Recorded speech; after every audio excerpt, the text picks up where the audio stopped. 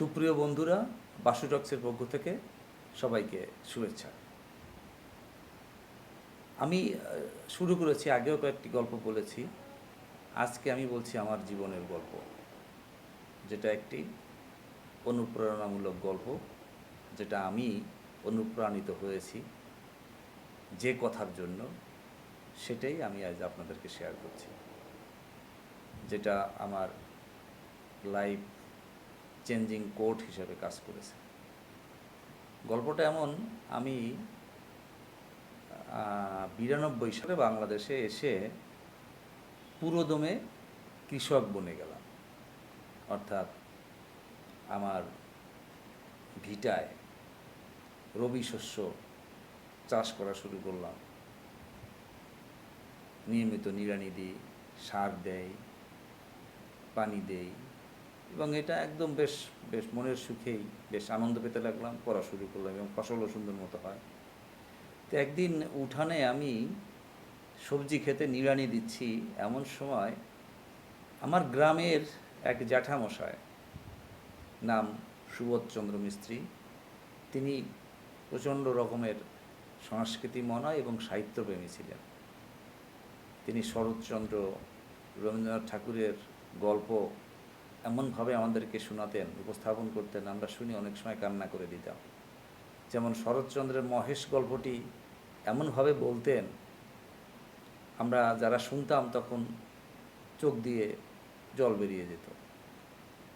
এই রকম তার কিছু কারিশমা ছিল, যেগুলো আমাদেরকে খুব অনুপ্রাণিত করতো, তার কথা বলার ঢং বা তার সব কিছু।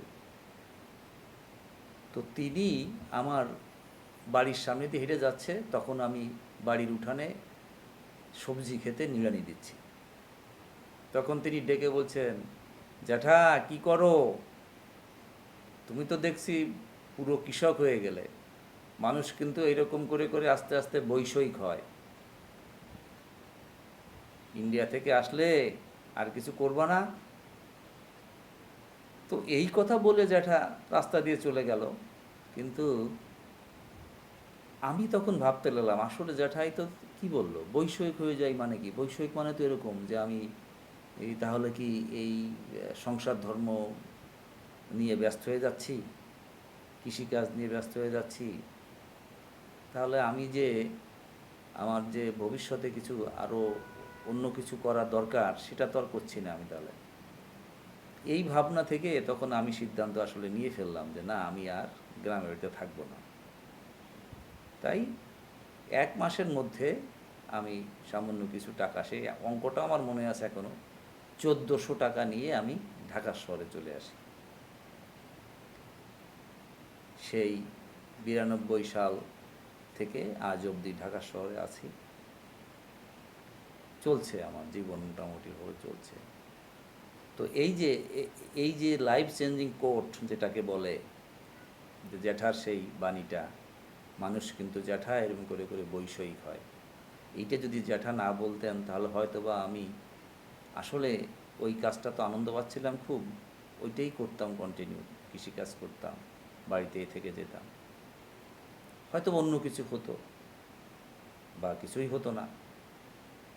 তো এইরকমই প্রত্যেকটা মানুষের জীবনে কখনো কখনো এমন এমন কিছু কথাবার্তা, জ্ঞানীজনের বা মুরব্বীদের কিছু কথা, কিছুটা হাস্যরসের ছলে হলেও অনেক কথা যেটা মনে লেগে যায়, যেটা মানুষকে পুরোটা জীবনকে পরিবর্তন করে দেয়। তো এটা আমার জীবনের গল্প, নিজের গল্প, জীবন থেকে নেয়া যেটাকে বলে। তো এরকম অনেক হাজারো মানুষের গল্প আছে, যেগুলো ক্রমান্বয়ে আরও গল্প নিয়ে আপনাদের সাথে আসবো বন্ধুরা। তো আজ এই পর্যন্ত। আমার এই চ্যানেল বাসু টক্স, এটাকে আপনারা সাবস্ক্রাইব করবেন, শেয়ার করবেন, কমেন্টস করবেন, লাইক করবেন। আপনারা সুস্থ থাকুন, ভালো থাকুন, আবার দেখা হবে। ধন্যবাদ সবাইকে।